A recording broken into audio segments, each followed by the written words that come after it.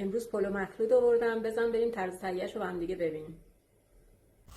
لبوهای از قبل پخته شده رو با رنده درشت رنده کرده. بعد تیکه های سینه مرغمون رو مزه‌دار میکنیم با زردچوبه، پودر سیر، نمک، پودر سوما و زعفرون دم داده شده.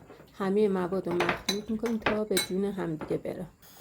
بعد دو طرف سینه های مرغمون رو سرخ میکنیم.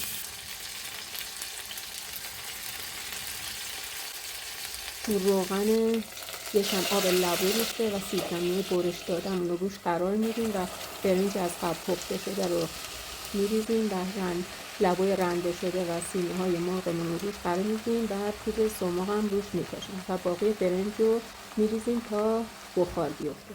وقتی که بخار افتاد با 1/3 آب جوشیده روش میریزیم و کمی کره روش قرار میدیم تا دم بیفته.